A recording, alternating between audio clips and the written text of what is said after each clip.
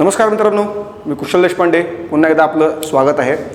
आपल्याला आज इतिहासातला एक महत्त्वाचा टॉपिक ज्याबद्दल आपल्याला माहिती घ्यायची आहे, 1857चा उठाव. आपल्या वेगवेगळ्या प्रकारच्या परीक्षांमध्ये सरळ सेवा भरती असेल किंवा स्पर्धा परीक्षा असेल, यामधला अत्यंत महत्त्वाचा टॉपिक 1857चा उठाव, ज्यामध्ये एक तरी प्रश्न आपल्याला पेपरला विचारला जातोच. त्या एका प्रश्नासाठी नेमकं आपल्याला काय करायचं आहे, ज्यामध्ये कोणकोणत्या गोष्टी समजून घ्यायच्यात, याच गोष्टींचा अभ्यास थोडक्यात आपल्याला या सेशनमध्ये करायचा आहे. सो मित्रांनो, 1857चा उठाव लक्षात घ्या. उठावामध्ये आपल्याला जे काही प्रश्न आहेत ते वन लाईनर असणार आहेत, किंवा आपल्याला ते ऑब्जेक्टिव्ह पद्धतीने वन लाईनर किंवा थोडक्यात स्पष्टीकरणात्मक असतील. याचा अभ्यास करताना नेमके आपल्याला कोणकोणते मुद्दे गरजेचे आहेत, तर ते मुद्दे आपण इथं घेण्याचा प्रयत्न केलेला आहे. 1857च्या उठावाची नियोजित तारीख किती, हा एक खूप महत्त्वाचा मुद्दा असतो आपल्याला, जो नेहमी विचारला जातो किंवा ज्याच्यावरती आपल्याला नेहमी भाष्य केलं जातं की नेमकं काय बाबा, तिची तारीख कुठली आहे, ती तारीख आम्हाला माहिती पाहिजे. मग यासाठी आपल्याला ती तारीख बघायची आहे. नियोजित तारीख आहे 31 मे 1857. लक्षात घ्या, आपल्याकडे 1857च्या उठावाची वेगवेगळी पुस्तकं आहेत. त्या पुस्तकांमध्ये दिलेल्या माहितीनुसार 31 मे 1857ला उठाव करणं अपेक्षित होतं. मात्र प्रत्यक्षात तो उठाव सुरू झाला. तो सुरू झाला कधी, तो सुरू झाला साधारण 29 मार्च. लक्षात घ्या, 29 मार्च 1857. प्रत्यक्षात सुरू झालेला जो उठाव आहे तो कधी सुरू झालेला आहे, 29 मार्च 1857ला. उठावाचं नेतृत्व बहादूर शाह जफर दुसरा यांनी केलेले, जे आपले बादशाह आहेत, दिल्लीच्या गादीवर बसतात.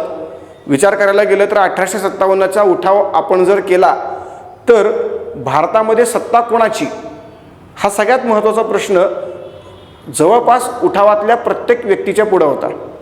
अशा वेळेला सत्ता नानासाहेबांकडे जाणार का, सत्ता राणी लक्ष्मीबाई यांच्याकडे जाणार का, की सत्ता अजून कोणी तिसऱ्या व्यक्तीकडे जाणार, हे न होता आमच्या संपूर्ण भारतातल्या सत्तांमधला जो प्रमुख सत्ता केंद्र आहे ते दिल्ली आहे, आणि दिल्लीच्या गादीवर बसणारा आमचा बादशाह आहे. म्हणून बादशाह हाच या उठावाचा मुख्य केंद्रबिंदू होता. त्यावेळेसचे बादशाह बहादूर शाह जफर दुसरे. केंद्रबिंदू असणारं जे शहर आहे ते अर्थात दिल्ली, कारण बादशाह जिथं आहे ते शहर. उठावाचं कारण काय, अनुपस्थित सार्वभौमत्व. लक्षात घ्या मित्रांनो, हा खूप महत्त्वाचा मुद्दा आहे.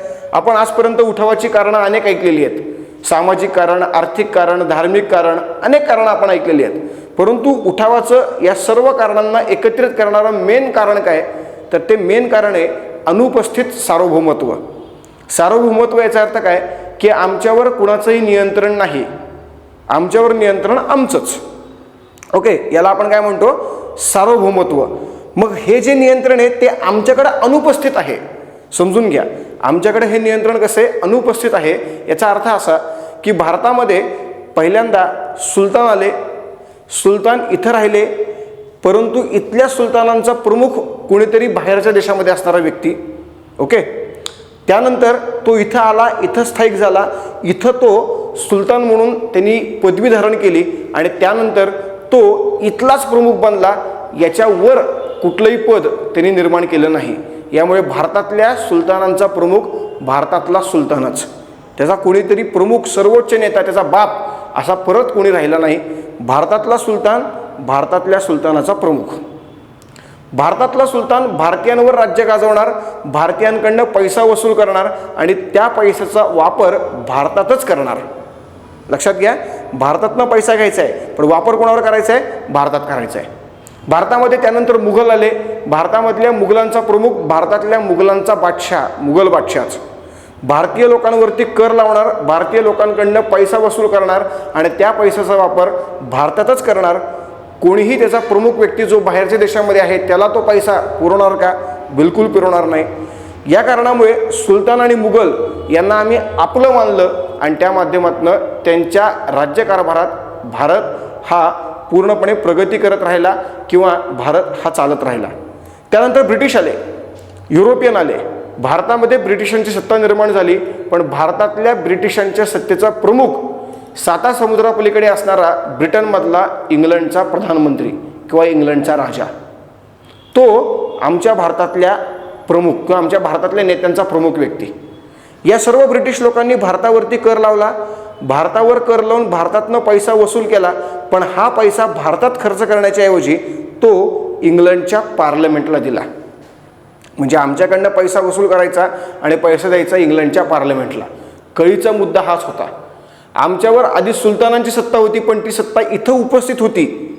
त्यानंतर आमच्यावर सत्ता होती बादशहाची, ती सुद्धा इथं उपस्थित होती. पण जी सत्ता ब्रिटिशांची आहे ती भारतामध्ये मात्र उपस्थित नव्हती, ती सत्ता होती ब्रिटनमध्ये. म्हणून अनुपस्थित सार्वभौमत्व हे 1857च्या उठावाचं सगळ्यात मोठं कारण होतं. आम्ही जर समजा आम्हाला काही गोष्टी नको आहेत म्हणून तक्रार करायला गेलो तर आम्ही तक्रार कुणाकडे करायची? आम्ही तक्रार करत असताना आम्ही कंपनीकडे करायची का, पार्लमेंटकडे मध्ये करायची का? समजा आम्ही कंपनीकडे तक्रार केली तर कंपनी म्हणणार आम्हाला काय माहिती, आमच्यावर कायदा केला आहे कोणी, पार्लमेंटने. समजा आम्ही पार्लमेंटकडे गेलो तर पार्लमेंट म्हणणार आम्हाला काय माहिती आहे, तुमच्यावर सत्ता कोणाची आहे, कंपनीची आहे. दोन्ही बाजूनी भरडला गेला तो भारतीय व्यक्ती. यामुळे भारतीयांना भारतीयांचे प्रश्न मांडण्यासाठी योग्य व्यासपीठ मिळालं नाही. यामुळे सगळ्यात महत्त्वाचं कारण आहे अनुपस्थित सार्वभौमत्व. परंतु हा उठाव 1857लाच का झाला याचं कारण म्हणजेच आपण त्याला नाव देतो तत्कालीन कारण, तर ते कारण आहे एनफिल्ड बंदूक. आपल्याला प्रत्येकाला माहिती आहे एनफिल्ड बंदूक मुळात बंदूक हे कारण नाही आहे, पण बंदुकीमध्ये वापरलं गेलेलं कारतूस, ज्या कारतुसावरती कवर गाईच्या आणि डुकराच्या चरबीचं लावलं गेलं. गाय आणि डुक्कर दोन्ही गोष्टी एकत्र आल्या आणि म्हणूनच भारतातल्या या उठावामध्ये हिंदू मुस्लिम यांचं ऐक्य हे खूप मोठ्या प्रमाणात अनुभवायला मिळालं. हिंदूंसाठी गाय पवित्र आणि मुसलमानांसाठी डुक्कर हे अपवित्र. या कारणामुळे जे एकत्रीकरण हिंदू मुस्लिमांचं 1857च्या उठावात घडून आलं ते भविष्यातल्या कोणत्याही उठावात किंवा चळवळीत आपल्याला बघायला मिळालं नाही. उठावाचं प्रतीक काय होतं तर लाल कमळाचे फूल आणि चपाती. लक्षात घ्या, लाल कमळाचे फूल आणि चपाती हे उठावाचं प्रतीक आहे. ते एकमेकांना द्यायचं जेणेकरून उठावामध्ये आम्ही सहभागी आहोत हे दर्शवण्यासाठी तो एक मुद्दा होता. उठावाची घोषणा होती चलो दिल्ली, कारण शेवटी आमच्या उठावाचं केंद्रबिंदू दिल्ली आहे. त्यामुळे प्रत्येकाने उठाव करायचा आणि उठाव केल्यानंतर काय गाठायचं तर दिल्ली गाठायची. दिल्लीमध्ये सर्वांनी एकत्र यायचं आणि एकत्रित येऊन भारतामध्ये असणाऱ्या ब्रिटिश सत्तेला विरोध करायचा. ब्रिटिश सत्तेला विरोध करायचा म्हणजेच भारतातल्या ब्रिटिश कंपनीला विरोध करायचा. कारण कंपनी सरकारचा हाय हाय असं देखील या उठावामध्ये उठावकर्त्यांच्या माध्यमातून म्हटलं गेलेलं होतं. ज्यावेळेला उठाव झाला त्यावेळेला भारताचे गव्हर्नर होते लॉर्ड कॅनिंग. आपल्यापैकी बऱ्यापैकी सर्व लोकांना माहीत असतं की बाबा त्यावेळेला नेमकं गव्हर्नर कोण होते, लॉर्ड कॅनिंग होते. पण ब्रिटनचे प्रधानमंत्री कोण होते हा खूप महत्त्वाचा मुद्दा आहे, कारण आपल्याला ते मात्र माहीत नसतं. म्हणून ब्रिटनचे प्रधानमंत्री नाव काय त्यांचं नाव आहे पार्मस्टेन. लक्षात घ्या, नाव काय त्यांचं, पार्मस्टेन हे होते ब्रिटिशांचे प्रधानमंत्री ज्यावेळेला 1857चा उठाव झाला त्यावेळेला. त्यानंतर या उठावाची वैशिष्ट्य, उठाव घडला पण त्या उठावाचे वैशिष्ट्य काय काय. उठावाच्या बाबतीत अनेक प्रकारचे गैरसमज आपल्या मनामध्ये असतात. मग या उठावाची वेगवेगळी उत्तरं आपल्याला जर शोधायची असतील तर त्यासाठी उठावाचे वैशिष्ट्य महत्त्वाचे आहेत. मग यामध्ये लक्षात घ्या, उठावातील प्रत्येकाचे कारण वैयक्तिक असल्याने हा उठाव राष्ट्रीय स्वरूपाचा नव्हता. लक्षात घ्या, खूप महत्त्वाचा मुद्दा आहे. हा उठाव राष्ट्रीय स्वरूपाचा आहे की नाही असा प्रश्न नेहमी विचारला जातो. आपल्याला उत्तर द्यायचे की उठाव राष्ट्रीय स्वरूपाचा नव्हता, कारण उठावामध्ये उठावकर्त्यांचं कारण हे वैयक्तिक स्वरूपाचे होते. समजा मला जर समजा कुठल्याही प्रकारे नॉनव्हेज चालत नसेल तर मी 100% एनफिल्ड बंदुकीला विरोध करणार आहे. आमच्याकडे काही लोक असे होते जे 10 नंबरी खातात, जे गाईचं मांस देखील खातात.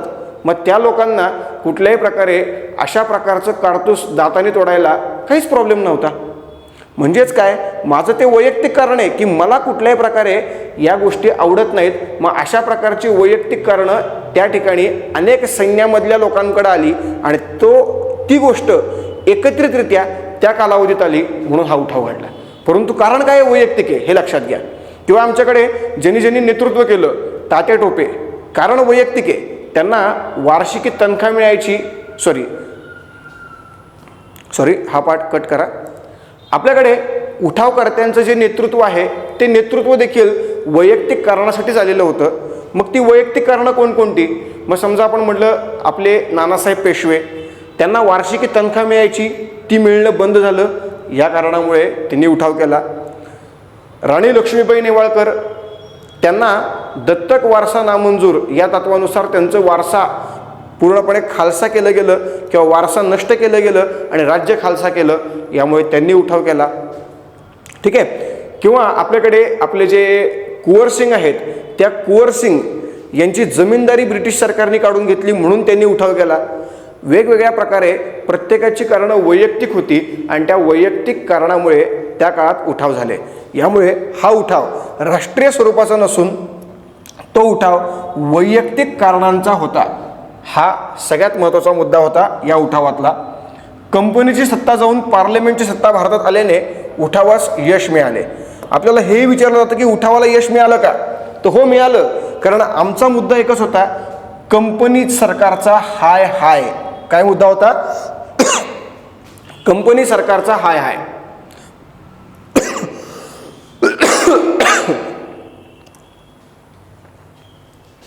आमचा मुद्दा एकच होता, कंपनी सरकारचा हाय हाय. आम्हाला सत्ता नको होती कंपनीची. मग कंपनीची सत्ता गेली आणि पार्लमेंटची सत्ता आली. यामुळे या उठावात आम्हाला यश मिळालं का? तर हो, यश मिळालं. का मिळालं? कारण कंपनी गेली आणि पार्लमेंट आली. आम्ही असं कधीच म्हटलं नाही की कंपनी गेल्यानंतर आम्हाला आमची सत्ता निर्माण करायची आहे, बादशहाची सत्ता निर्माण करायची आहे, पेशव्यांची सत्ता निर्माण करायची आहे, मराठ्यांची सत्ता निर्माण करायची आहे, असं आम्ही कधीच म्हटलेलं नव्हतं. उठावातील एकमेव वैयक्तिक उठाव हा मंगल पांडे यांचा होता. लक्षात घ्या, हा खूप महत्त्वाचा मुद्दा आहे. उठावामध्ये अनेक उठाव हे सामूहिक उठाव होते. बहादूरशाह जफर द्वितीय यांनी केलेला उठाव, त्यांच्या अंतर्गत अनेक उठावकर्ते होते. नानासाहेब, त्यांच्या अंतर्गत अनेक उठावकर्ते होते. राणी लक्ष्मीबाई, त्यांच्या अंतर्गत अनेक उठावकर्ते होते.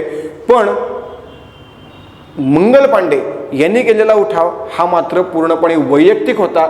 त्यांनी एकट्याने केलेला तो उठाव होता. म्हणून 1857च्या उठावामध्ये वैयक्तिक स्वरूपाचा केलेला उठाव एकमेव तो कोणाचा? मंगल पांडे यांचा. याच उठावाचं आणखी एक वैशिष्ट्य, उठावामध्ये फासावर गेलेला पहिला व्यक्ती मंगल पांडे आणि शेवटचा व्यक्ती कोण? तात्या टोपे. लक्षात घ्या, उठावामध्ये वेगवेगळ्या लोकांचा शेवट वेगवेगळ्या पद्धतीने झाला, परंतु फासावर गेलेला सगळ्यात पहिला कोण? तर मंगल पांडे. आणि सगळ्यात शेवटचा कोण? तात्या टोपे. साधारणपणे 1857मध्येच मंगल पांडे फासावर गेले आणि 1859मध्ये तात्या टोपे सगळ्यात शेवटी फासावर गेलेले होते. उठावात मरण पावलेला सर्वात तरुण राणी लक्ष्मीबाई, तर सर्वात वयोवृद्ध कोण?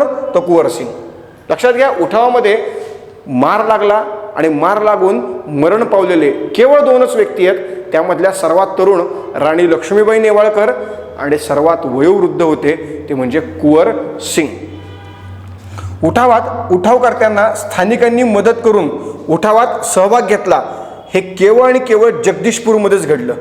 जगदीशपूरमध्ये कुंवर सिंग यांच्या नेतृत्वामध्ये उठाव झालेला होता आणि त्याच केवळ उठावामध्ये सर्वसामान्य स्थानिक लोकांनी उठावकर्त्यांना मदत केली किंवा स्थानिक लोक उठावामध्ये सामील झाले. भारताच्या उर्वरित कुठल्याही भागात, ना झाशीमध्ये, ना कानपूरमध्ये, ना ग्वाल्हेरमध्ये, ना दिल्लीमध्ये कुठल्याही प्रकारे सर्वसामान्य नागरिक उठावात सामील झालेले नव्हते. ते केवळ आणि केवळ बिहारमधल्या जगदीशपूरच्या उठावामध्ये सामील झालेले होते. म्हणून 1857च्या उठावामध्ये सर्वसामान्य भारतीय व्यक्ती सामील झालेला एकमेव उठाव, त्या उठावाचं नाव जगदीशपूरचा उठाव. उठावात उठावकर्त्यांच्या विरुद्ध इंग्रजांच्या बाजूने जाणारे, लक्षात घ्या, खूप महत्त्वाचा मुद्दा आहे. उठावात उठावकर्त्यांच्या विरुद्ध इंग्रजांच्या बाजूने जाणारे नेमके कोण कोण होते? मग यामध्ये खूप महत्त्वाचे व्यक्ती आहेत बघा. शिंदे आहेत, भोसले आहेत, होळकर आहेत, गायकवाड आहेत, मद्रासी आहेत, गोरखे आहेत आणि शीख आहेत. लक्षात घ्या, ह्या लोकांनी 100% उठावकर्त्यांच्या विरुद्ध कुणाला मदत केली? ब्रिटिशांना. आणि या कारणामुळे देखील आपण या उठावामध्ये जेवढ्या प्रमाणात आपलं जे अपेक्षित यश होतं ते यश आपल्याला मिळवता आलं नाही.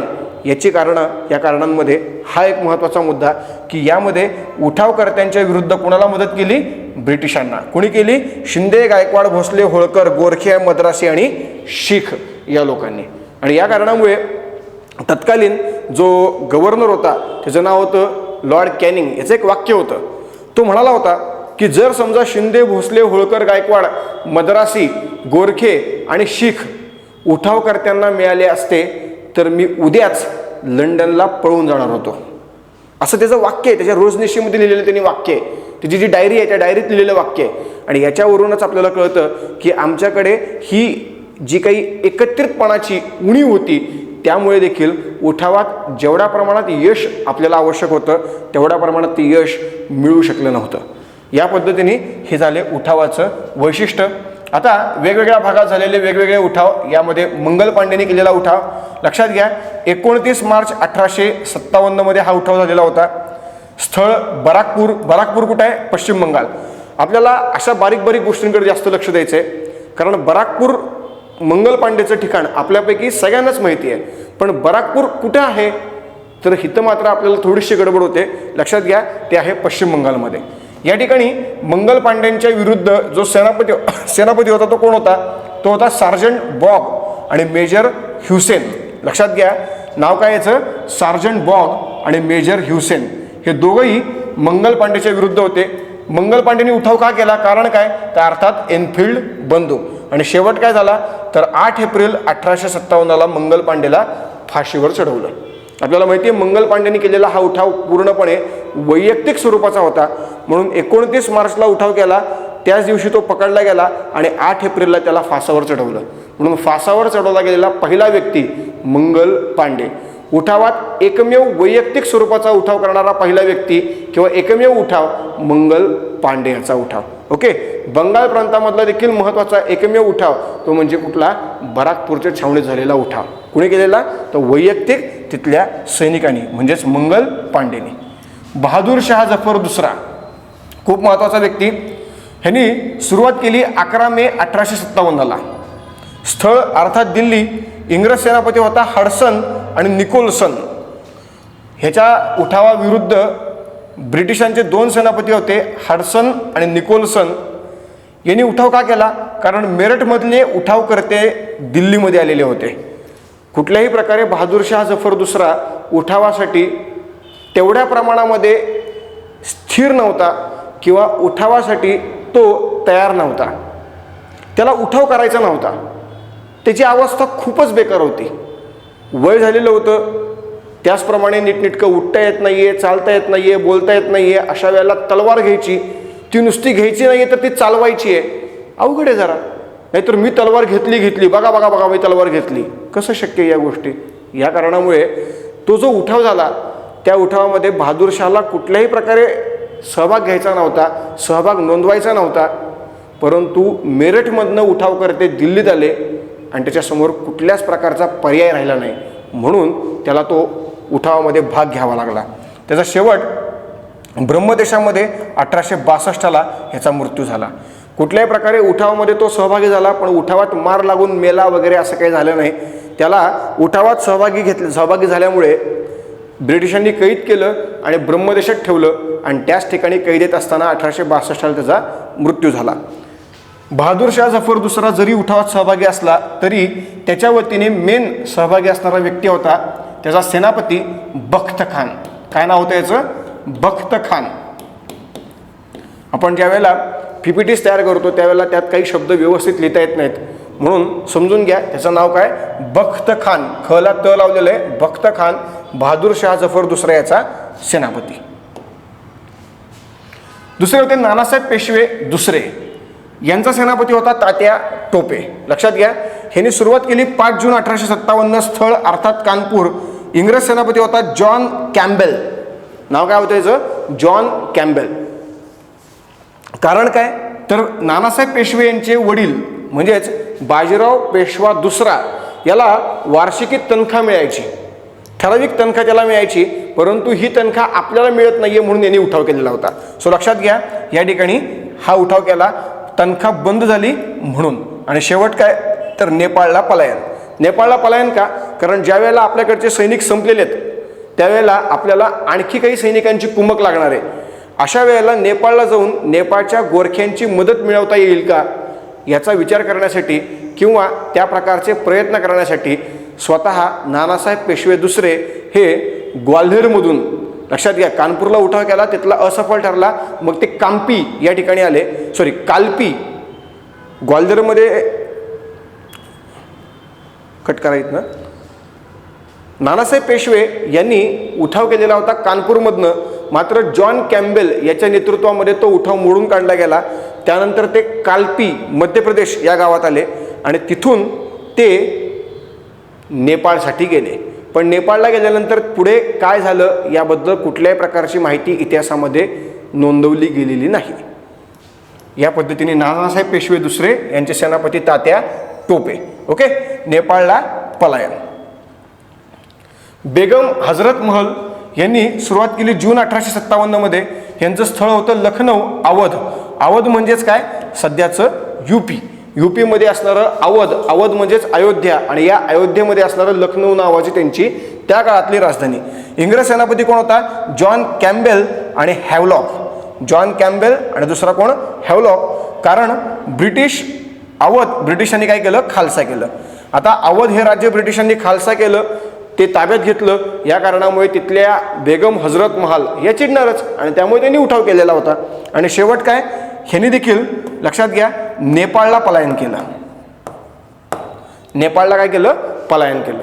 लक्षात घ्या मित्रांनो, या ठिकाणी खूप महत्त्वाचा मुद्दा आहे की बेगम हजरत महल यांनी देखील नेपाळला पलायन केलं. का केलं, कारण सैनिकांची आणखी जमवाजमव आपल्याला करता येईल का, ब्रिटिशांच्या विरुद्ध आणखी युद्ध आपल्याला चालू ठेवता येईल का, उठाव चालू ठेवता येईल का, यासाठी गोरख्यांची मदत मिळावी म्हणून हे नेपाळला गेले. पण आता नेमकं यांचंही परत काय झालं आपल्याला माहीत नाही. इतिहासामध्ये याच्याबद्दलची कुठल्याही प्रकारची नोंद नाही आहे. या कारणामुळे नेपाळला पलायन करणारे दोन लोक, एक बेगम हजरत महल आणि दुसरे नानासाहेब पेशवे दुसरे. या पद्धतीने ते दोघंही नेपाळला गेले गोरख्यांची मदत मिळवण्यासाठी. दुसरे राणी लक्ष्मीबाई.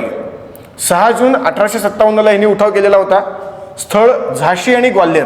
लक्षात घ्या, त्यांनी उठाव पहिल्यांदा सुरू केला झाशीमध्ये, पण झाशीमध्ये ज्या वेळेला ह्यूरोज यांनी आक्रमण केलं त्यावेळेला तिथनं पळ काढल्याशिवाय ऑप्शन नव्हता, पर्याय नव्हता, म्हणून झाशीतनं त्यांनी पळ काढला. त्या कालपीमध्ये आल्या आणि कालपीत नानासाहेबांची भेट घेतल्यानंतर नानासाहेब गेले नेपाळला आणि नानासाहेबांचा सेनापती तात्या टोपे यांच्याबरोबर झाशीची राणी लक्ष्मीबाई या ग्वाल्हेरमध्ये आल्या. आणि मग ग्वाल्हेरमध्ये देखील त्यांनी उठाव केला. ग्वाल्हेरमध्ये देखील सर ह्यूरोज त्यांच्या मागोमाग आले आणि त्या ठिकाणी राणी लक्ष्मीबाई नेवाळकर या मृत्युमुखी पडल्या. त्यामुळे झाशी आणि ग्वाल्हेर हे दोन्ही स्थळं ज्या ठिकाणी यांनी उठाव केलेला होता. कारण काय होतं, तर दत्तक वारसा नामंजूर. इंग्रजांचा सेनापती कोण होता, इंग्रजांचा सेनापती होता ह्यूरोज. काय नाव होतं सेनापतीचं, ह्यूरोज. कारण काय, दत्तक वारसा नामंजूर. शेवट ग्वाल्हेरला यांचा काय झाला, मृत्यू झाला. अशा प्रकारे राणी लक्ष्मीबाई नेवाळकर, जन्म झाला महाराष्ट्रात, लग्न झालं, जन्म झाला महाराष्ट्रात, लहानाच्या मोठ्या झाल्या बिठूर गावामध्ये, उत्तर प्रदेश कानपूर. लक्षात घ्या, जन्म झाला कुठं, महाराष्ट्रात, लहानाच्या मोठ्या झाल्या, शिक्षण घेतलं उत्तर प्रदेशमधल्या बिठूर या ठिकाणी, लग्न झालं उत्तर प्रदेशमधल्या झाशीमध्ये आणि मृत्यू झाला मध्य प्रदेशमधल्या ग्वाल्हेरमध्ये. अशा प्रकारच्या या राणी लक्ष्मीबाई नेवाळकर. कुंवरसिंग सुरुवात जून 1857 यांनी केलेली होती. स्थळ जगदीशपूर जे आहे बिहारमध्ये. इंग्रज सेनापती डग्लस, त्याचप्रमाणे विल्यम टेलर. डग्लस आणि विल्यम टेलर हे दोन सेनापती. कारण इनाम कमिशनद्वारा ब्रिटिशांनी जमीनदारी ताब्यात घेतली. लक्षात घ्या, त्यावेळेला ब्रिटिशांनी इनाम कमिशन स्थापन केलं होतं आणि या इनाम कमिशनच्या माध्यमातून भारतामध्ये असणारे वेगवेगळ्या प्रकारचे जमीनदार, त्या जमीनदारांच्या जमिनी ताब्यात घेण्याचं काम ब्रिटिशांनी केलेलं होतं. ज्यात जगदीशपूरच्या कुंवरसिंग यांची देखील जमीनदारी ताब्यात घेतली गेली. यामुळे ते बेरोजगार झाले, त्यांच्या खालचे बेरोजगार झाले. सर्वांनी एकत्रित येऊन ब्रिटिशांच्या विरुद्ध उठाव केला. यालाच आपण म्हणतो जगदीशपूरचा उठाव. उठावाचा शेवट, उठावात त्यांना तोफेचा गोळा लागला. तोफेचा गोळा लागून ते काही दिवसांनी त्यात आजारी पडले आणि काही दिवसांनी मरण पावले. अशा प्रकारे 80 वर्षाचा एक तरुण योद्धा यात पूर्णपणे संपला. नाव होतं कुंवर सिंग. उठावाचं केंद्र होतं जगदीशपूर. उठाव संदर्भामध्ये काही उल्लेखनीय वाक्य, खूप महत्त्वाचे वाक्य हे जे आपल्याला सहजासहजी पेपरला विचारले गेलेले आहेत वेगवेगळ्या प्रकारच्या सरळ सेवांमध्ये आणि स्पर्धा परीक्षांमध्ये. यामध्ये भारताचे पहिले स्वातंत्र्य समर, 1857च्या उठावाला भारताचे पहिले स्वातंत्र्य समर असं स्वातंत्र्यवीर सावरकर म्हणतात. 1857चा उठाव हे राष्ट्रीय आंदोलन आहे असं पंडित नेहरूंचं म्हणणं होतं. शिपायांची भाऊगर्दी असं न र फाटक यांचं म्हणणं होतं. त्याचप्रमाणे कुंवर सिंग यांना 80 वर्षाचा तरुण योद्धा असं देखील यामध्ये म्हटलं गेलं. सो हे काही वाक्य आहेत, जे स्टेटमेंट 1857च्या उठावाबाबत दिले गेलेले होते, जे आपल्याला महत्त्वाचे आहेत कारण ते आपल्याला पेपरला विचारले जाऊ शकतात की बाबा सांगा भारताचं पहिलं स्वातंत्र्य समर असं 1857च्या उठावाला कोणी म्हटलं. मग उत्तर काय, स्वातंत्र्यवीर सावरकर. शिपायांची भाऊगर्दी असं स्टेटमेंट 1857 बाबत कुणी दिलं. मग उत्तर काय येणार आहे, उत्तर येणार आहे न र फाटक. सो या पद्धतीने आपल्याला प्रश्न विचारले जातात, त्याबाबत या गोष्टी आपल्याला माहिती पाहिलेत. उठावाचा परिणाम, 1857च्या उठावाचा परिणाम नेमका काय, तर उठावाचा परिणाम एकमेव भारतातल्या सत्तेचं हस्तांतरण कुणाकडं, तर कंपनीकडून पार्लमेंटकडे झालेलं होतं. लक्षात घ्या, भारतातल्या सत्तेचं हस्तांतरण, आजपर्यंत सत्ता होती कंपनीची, आता सत्ता झाली पार्लमेंटची. कुठल्या कायद्याने, तर 1858च्या राणीच्या जाहीरनाम्यानुसार. त्यामुळे उठावाचा हा सर्वोत्तम परिणाम होता, ज्यामुळे भारतामध्ये कंपनी सरकार संपलं आणि इंग्लंडच्या पार्लमेंटचं सरकार स्थापन झालं. ज्या कारणामुळे आता आम्ही आमच्यावर केलेल्या कायद्यांबाबत काही प्रॉब्लेम असतील, काही प्रश्न असतील, तर ते मांडण्यासाठी योग्य प्रकारचं व्यासपीठ म्हणून इंग्लंडच्या पार्लमेंटकडे बघू शकतो. यासाठी हा 1857चा उठाव अत्यंत महत्त्वाचा होता किंवा भारताच्या स्वातंत्र्य चळवळींमध्ये मैलाचा दगड म्हणून देखील आपण याला म्हणू शकतो. अशा प्रकारचा हे 1857चा उठाव. मग या उठावामध्ये खरंच हा उठाव राष्ट्रीय स्वरूपाचा होता की नव्हता. मग पुन्हा एकदा लक्षात घ्या, एकच वाक्य, 1857च्या उठावामध्ये लढलेल्या प्रत्येक उठावकर्त्याचं कारण हे वैयक्तिक स्वरूपाचं होतं. झाशीची राणी उठावामध्ये पहिल्यापासून शेवटपर्यंत काय म्हणायची, मेरी झाशी नहीं दूंगी, मेरी झाशी नहीं दूंगी, मेरी झाशी नहीं दूंगी. ओके, इंग्रज म्हणले असते धर झाशीन बस शांत, ती बसली असती का, 100% बसली असती, कारण तिची मागणीच मुळात झाशी होती. नानासाहेब लढले का लढले, कारण त्यांना म्हणजेच त्यांच्या वडिलांना वार्षिकी 8 लाख रुपये तनखा मिळायची, त्यांना ती मिळाली नाही. ब्रिटिश म्हणले असते दर 8 लाख रुपये बस शांत, शांत बसले असते का, 100% शांत बसले असते. प्रत्येकाचं कारण वैयक्तिक होतं आणि ते वैयक्तिक कारण जर ब्रिटिशांकडनं पुरवलं गेलं असतं तर हा उठाव झाला नसता. यामुळे या ठिकाणी जर आपण बघितलं तर 1857चा उठाव राष्ट्रीय स्वरूपाचा होऊ शकत नाही.